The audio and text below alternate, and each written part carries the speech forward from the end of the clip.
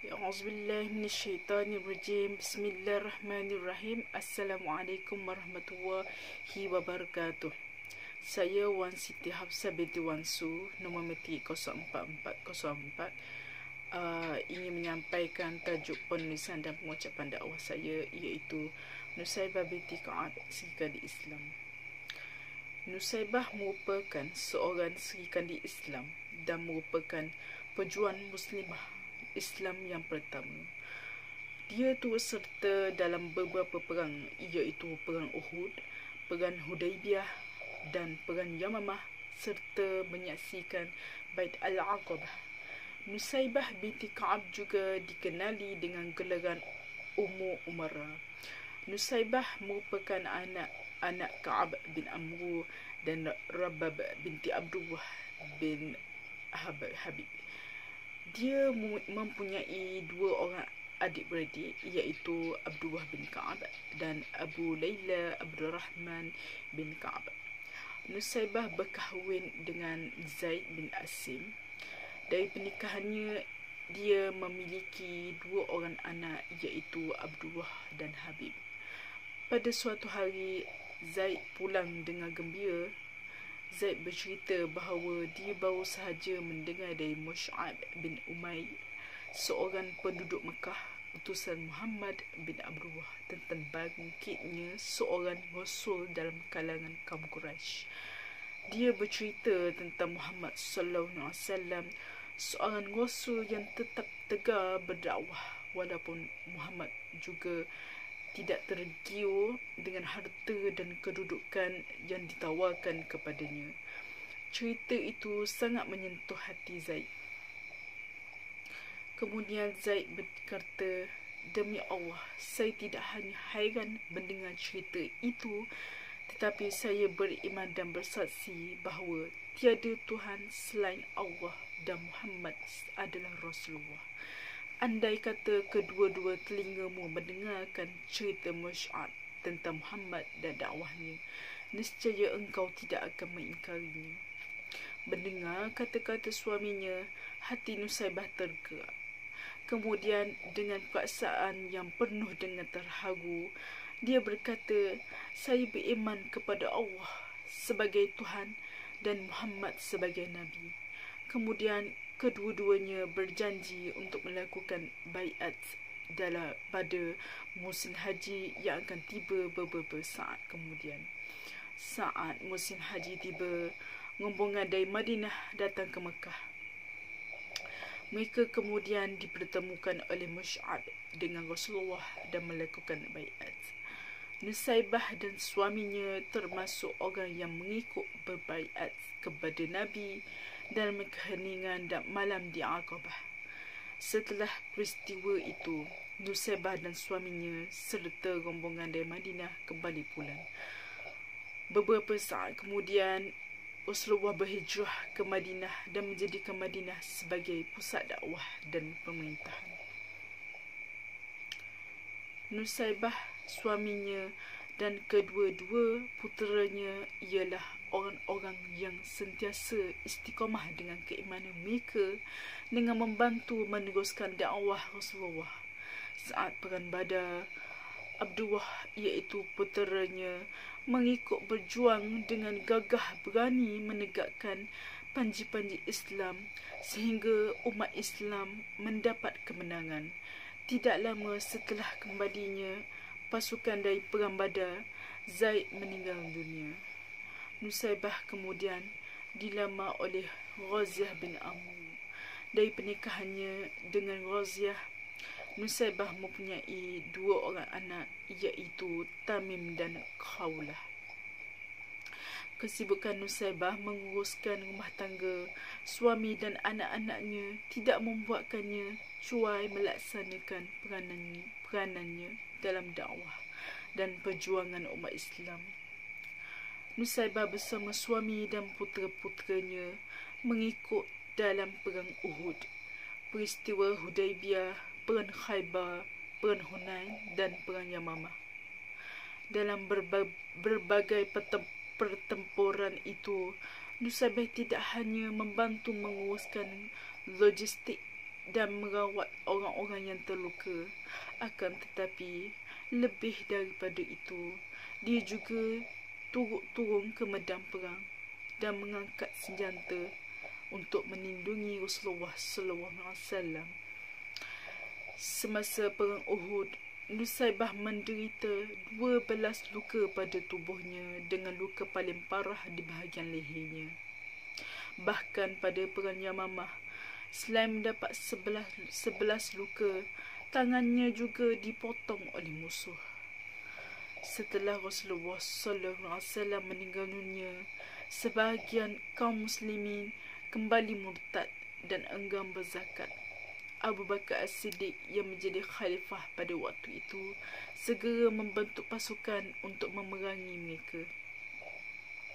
Abu Bakar mengirim surat kepada Musailamah dan menunjuk Habib sebagai utusannya. Musailamah memerintahkan Habib untuk menyatakan bahawa ia adalah utusan Allah. Namun Habib menolaknya dengan alasan bahawa dia tuli. Musailamah yang berasa marah akhirnya menyeksa Habib dengan memotong anggota tubuhnya satu persatu sehingga syahid. Meninggalnya Habib meninggalkan luka yang dalam di hati Nusaybah. Pada perang Yamamah, Nusaybah dan puteranya Abdullah turut memerangi Musailamah sehingga dia tewas di tangan mereka berdua. Nusaybah di perang Uhud. Ketika perang Uhud, Nusaybah keluar memberi minum kepada pasukan muslimin yang kehausan dan merawat mereka yang mendapat luka. Apabila tentera Islam menjadi terdesak dan lari dari medan perang, hanya 100 orang sahaja yang tetap bertahan, dan Nusaybah adalah salah seorang yang menghunuskan pedang serta memakai perisai bagi melindungi Rasulullah dari dikejar musuh.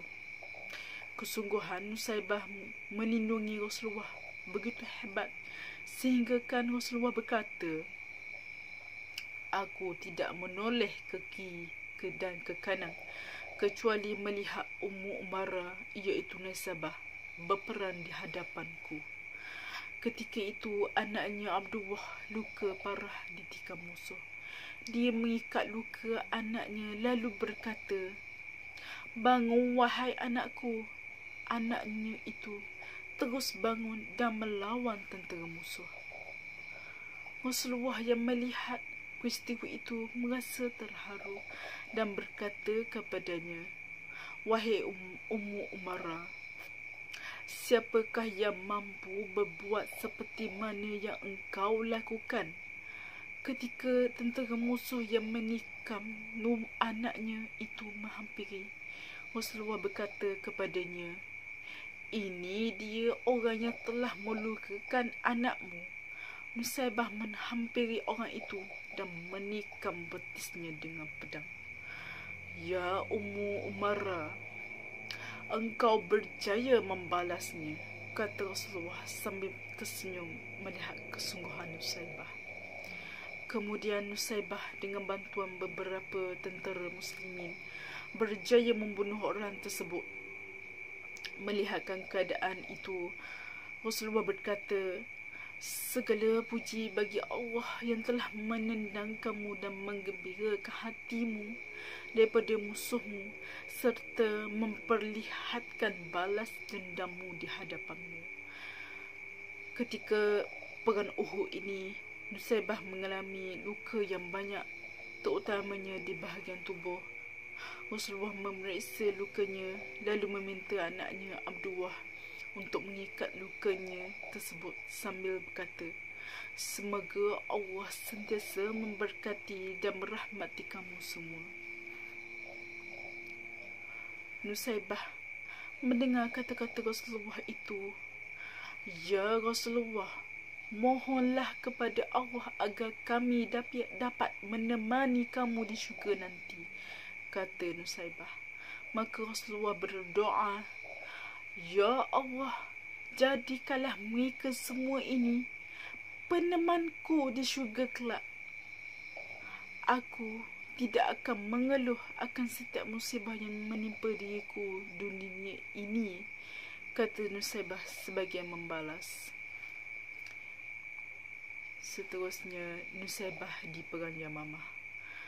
Perang terakhir yang diikuti oleh Nusaibah ialah Perang Yamamah. Perang ini berlaku ketika pemerintahan Khalifah Abu Bakar As-Siddiq bagi memerangi orang-orang yang murtad yang diketuai oleh Musailamah Al-Kadzab. Nusaibah berperang dengan sesungguh hatinya walaupun ketika itu sebelah tangannya telah putus. Ketika tentera Islam berjaya membunuh Musailamah dan para pengikutnya, dia bersujud kepada Allah sebagai tanda bersyukur akan berakhirnya fitnah tersebut. Beberapa tahun setelah peristiwa Yamamah, Nusaibah meninggal dunia. Sedangkan anaknya Abdullah telah syahid bertahun-tahun kemudian saat mempertahankan kota Madinah. Nusaibah punya karamah. Nusaibah dikurniakan Allah dengan pelbagai kelebihan yang tiada pada orang lain. Ketika Rasulullah mencukur rambutnya di Al-Hudaybiyah, para sahabat berusaha untuk mendapatkan rambut tersebut. Nusaibah mengambil beberapa helai rambut dan air cuci rambut. Ini untuk digunakan oleh pesakit untuk mandi dan minum. Dengan izin Allah, pesakit itu sembuh. Tangannya sebelah putus ditetak musuh semasa Perang Yamamah. Apabila ada orang yang sakit, Nusaibah akan mengusap si pesakit menggunakan tangannya yang kudun itu sambil berdoa supaya sembuh. Dengan izin Allah, pesakit itu sembuh. Sekian sahaja Alkisah tentang Nusaibah binti Ka'ab, iaitu Sri Kandi Perang dan Sri Kandi Islam. Sekian daripada saya. Assalamualaikum warahmatullahi wabarakatuh.